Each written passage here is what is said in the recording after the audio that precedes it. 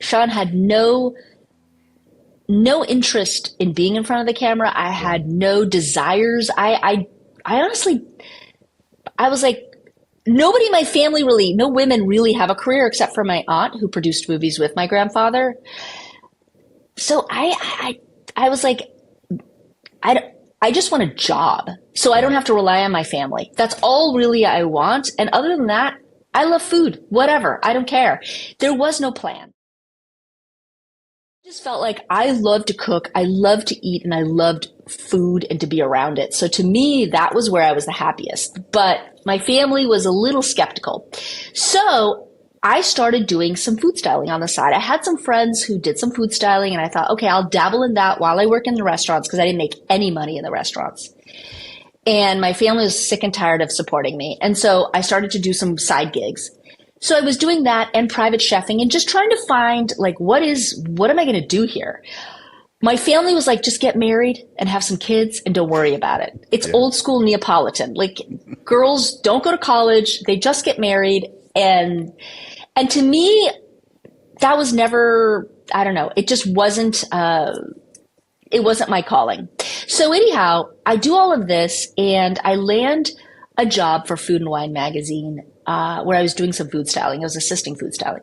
9/11 happens and the world changes, especially in the US, right? People stop going to restaurants as much and start cooking at home. And Food and Wine magazine asked me to do an issue where they were getting these small chefs, cooks, whatever, and they wanted to build out like a little story about different food styles and different ethnic foods. At the time, Italian was still an ethnic food, not unlike it is today. And so I got my family together. My grandfather was getting a Lifetime Achievement Award at the Oscars at the time. And I got my family together. I made our traditional Italian Sunday meal. We shot it there. I was the food stylist. I shopped. I made all the dishes. I got my family together. I did all. And that went into Food and Wine magazine. And to me, I thought, okay, that's my future. I'm going to be a food stylist. That'll be super fun. It's very creative. I was a very creative person, which is why I loved desserts. And that's why I went to Paris, because who has better pastries but Paris?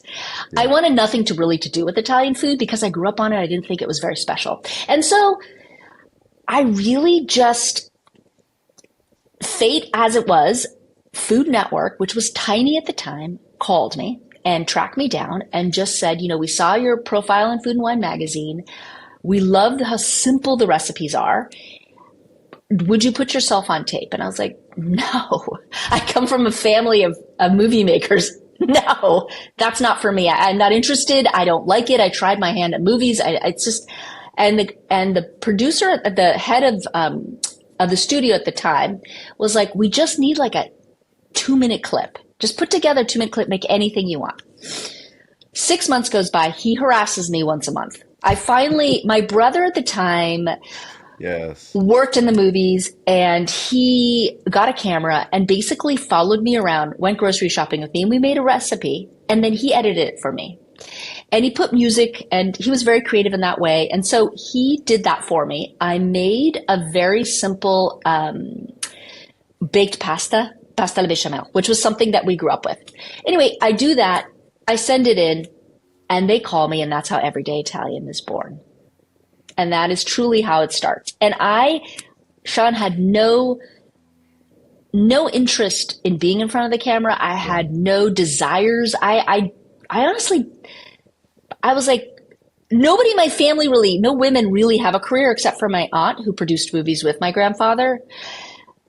So I was like, I just want a job so I don't have to rely on my family. That's all really I want. And other than that, I love food, whatever. I don't care.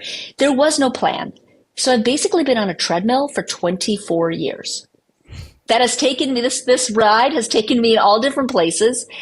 And I will just say that my grandfather, although now he has passed, and it's been 15 years. My brother who shot it has been gone 20 years. He died of cancer soon after I got my show. And I just, to me, all I hear is my grandfather's voice, like, just don't embarrass the family. Whatever you do, just don't embarrass the family. And at the time, Food Network was so little. My grandfather was like, a show about food? all the time.